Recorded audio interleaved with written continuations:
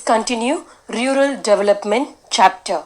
In today's class, we are going to have a look what is mean by rural credit and what are the sources of rural credit, and then we'll just have a small thing of a critical appraisal of rural banking.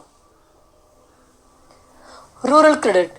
Rural credit means credit for the farming communities. So what does mean by rural credit? Rural credit is nothing but it's credit for the farming communities. Farmers required credit for various purposes like purchasing of agricultural tools and machines, digging wells and tube wells, purchasing seeds, fertilizers, pesticides, etc. The gestation period between sowing and harvesting is high. So, farmers have to borrow to fulfill their needs during this period. So, what is meant by rural credit? Rural credit is nothing but the credit which required for the farmer.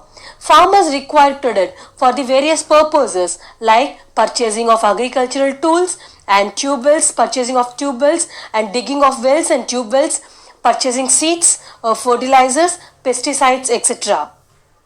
And then the gestation period between sowing and harvesting, it's high.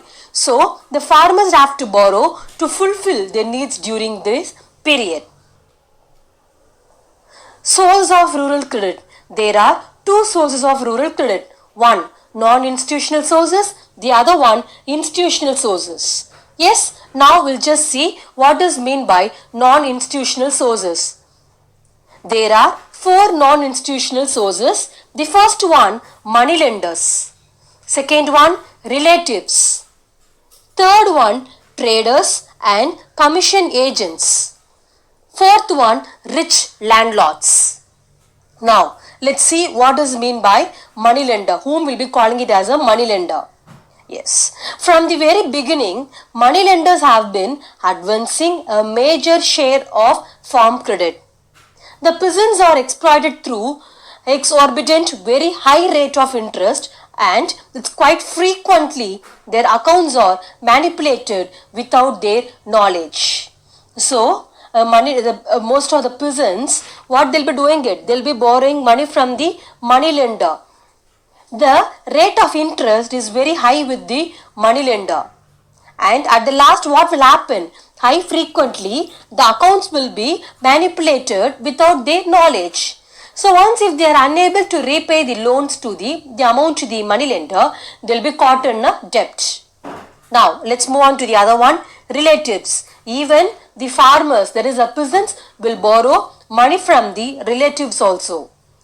Cultivators borrow funds from their own relatives in times of crisis. So the cultivators, yes, what they'll be doing it? Even they will borrow money from the relatives at the time of crisis.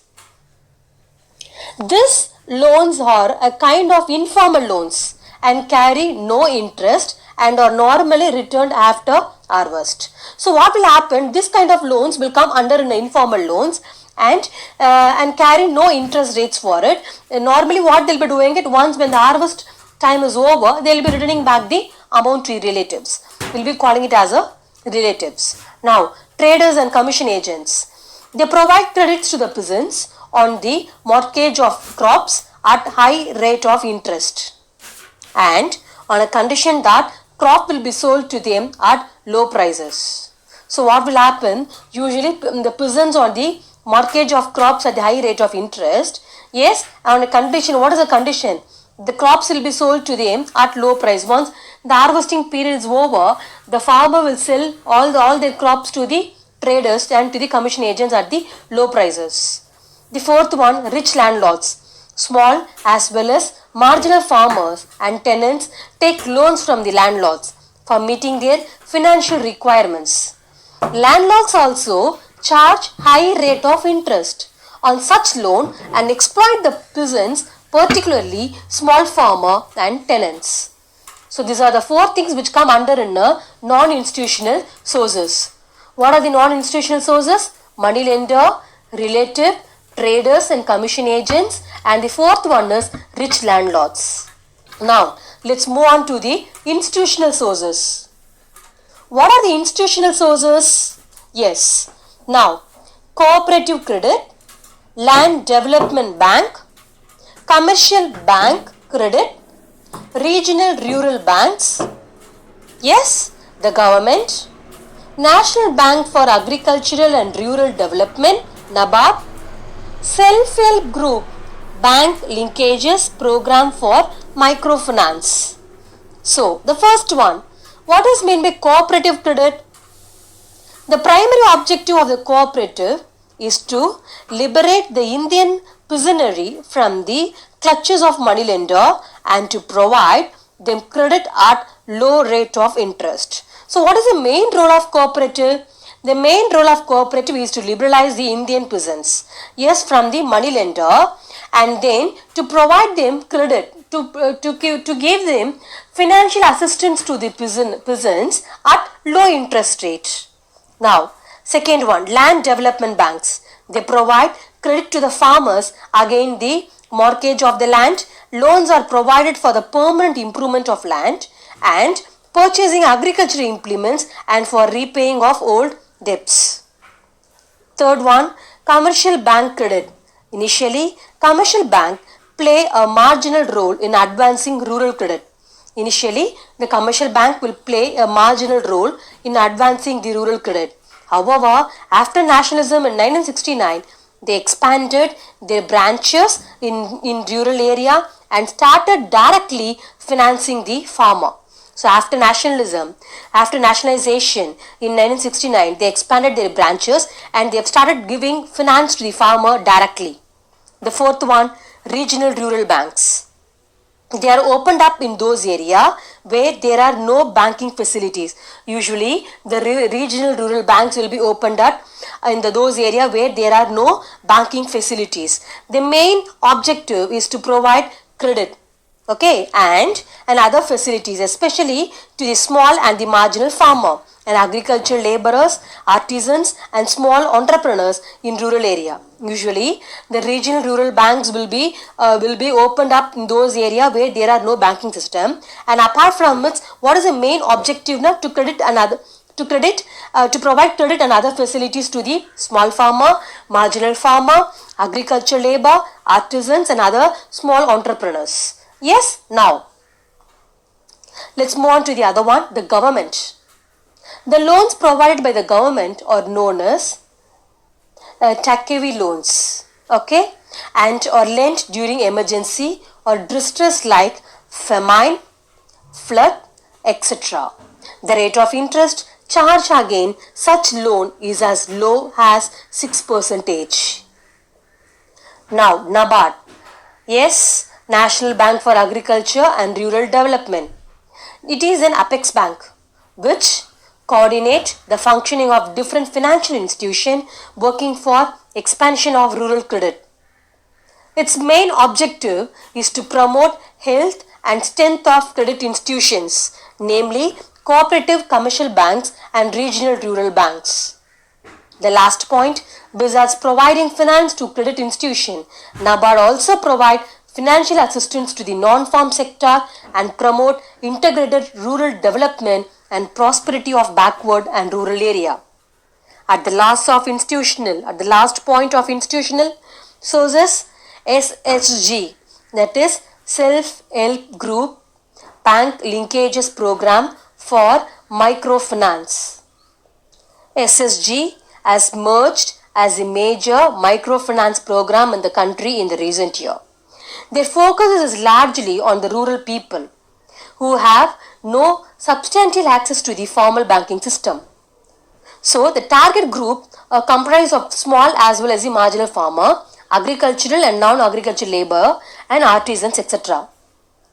SSG promote a small thrift in the small proportions or by a minimum contribution from each member. Next, from the money, what they'll be doing, it credit is given to the needy member at the reasonable interest rates, which is to be repaid in a small installment.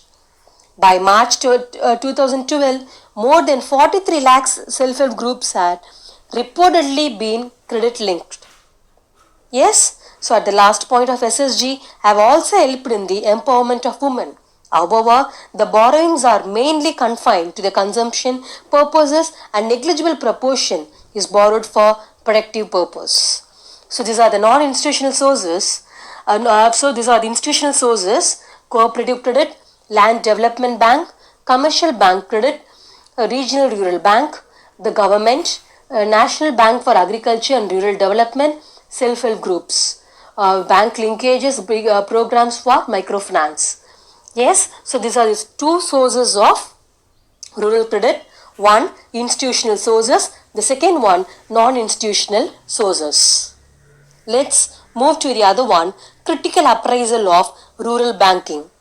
In the critical appraisal of rural banking, there are four critical appraisal of rural banking. The first one, insufficiency.